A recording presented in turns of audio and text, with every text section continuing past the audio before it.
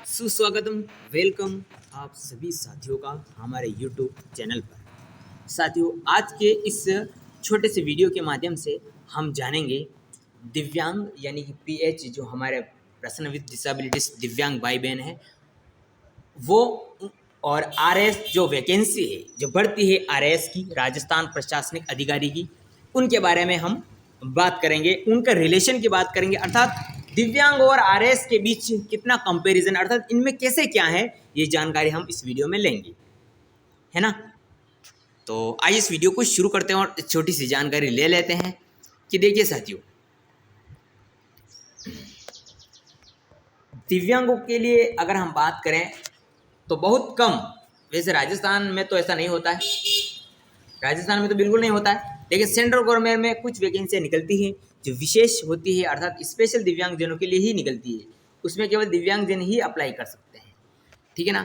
लेकिन RS जैसी भर्ती जो बड़ी भर्ती है, इसमें कई तरह की पोस्ट होती है। राजस्थान एडमिनिस्ट्रेशन सर्विस, प्रशासनिक अधिकारी जो होते हैं उसमें कई तरह के अधिकारी शामिल होते हैं, SDM, जितने बहुत सारे, मतलब इसमें बहुत सारी वैकेंसी जुड़ी हुई है। तो अब ये दिव्यांगों के लिए ही स्पेशल नहीं है, आई बात समझ में ना, दिव्यांगों के लिए ही नहीं है, सबके लिए है, लेकिन सबके लिए है तो दिव्यांगों के लिए तो होगी ही होगी, है ना। तो इसमें भी दिव्यांगों को शामिल किया गया है, ऐसा नहीं कि इसमें दिव्यांगों को शामिल नहीं किया गया है, इनके लिए भी पोस्टें हैं, है ना। तो देखिए, दिव्यांग जो है इसका एग्ज़ाम दे सकते हैं, चाहे वो कैसी भी कैटेगरी हो, HI हो, PH हो, LD हो, है ना, BL LV हो, MD हो, कोई भी हो, इसमें फॉर्म भर सकता है, बस आपको सीट लेने की बारी है, ठीक है ना। देखिए, ये राजस्थान लोक सेवा आयोग अजमेर के द्वारा विज्ञापन जो जारी हुआ था, उसमें ये जो भी दी हुई है वैकेंसियाँ, है ना, कि किस पर कितनी है। जैसे परिवहन सेवा में तो मेरे हिसाब से इसमें तो दिव्यांग नहीं होंगे, लेकिन जैसे प्रशासनिक सेवा की अगर हम बात करें, 2-4 लेखा सेवा, इनमें बात करें तो दिव्यांगों के लिए पोस्टें हैं, ऐसा नहीं कि दिव्यांगों के लिए पोस्टें नहीं है। ये नॉर्मल जो सबके लिए लागू हो रहे हैं आरक्षण वही, और जितने भी कंपटीशन एग्जाम में जो आरक्षण लागू होता है वो भी इसमें ही जो है लागू होगा दिव्यांगजनों के लिए, ठीक है ना। तो देखिए, दिव्यांगों के लिए ऐसा नहीं है कि किस में पोस्टें नहीं है, किसी में है। देखिए, हमें तो एक सीट चाहिए, तो ज़रूरी नहीं है कि सब में जो है सीटें हों, है ना।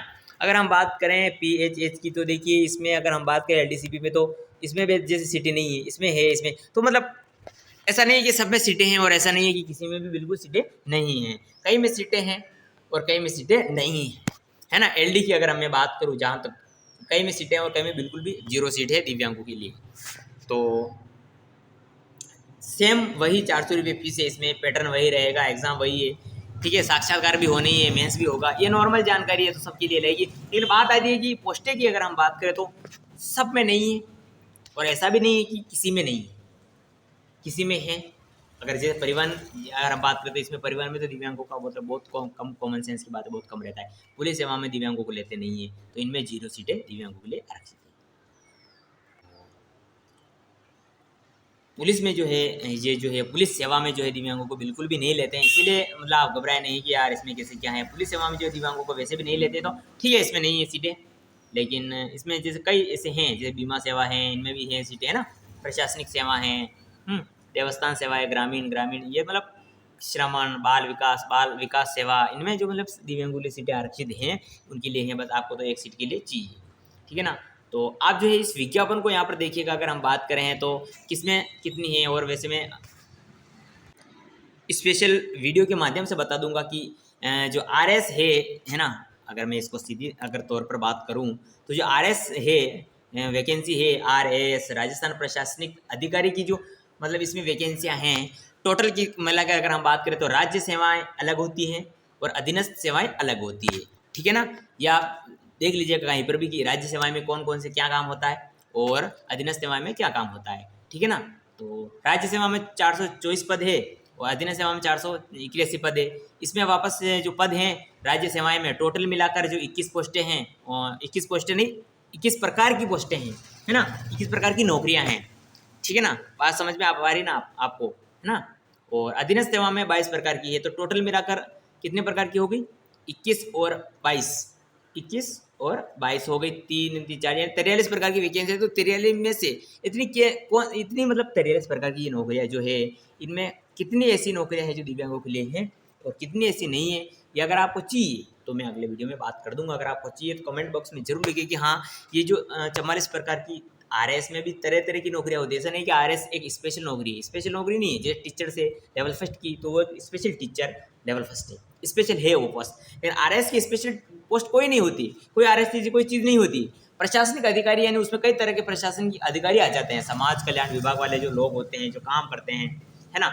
उसमें जो परिवहन का काम करते हैं, जैसे ये रोडवेज बसें होती है, इनका जो काम देखते हैं, बीमा का काम जो देते हैं, सारे प्रशासनिक अधिकारी के अंतर्गत ही आते हैं। तो इस तरह से जो नौकरियां बटी हुई है, ये 43 प्रकार की नौकरियां आरएस में अभी ये जो है इन्होंने नौकरियां दे रहे हैं, वैकेंसी निकली है।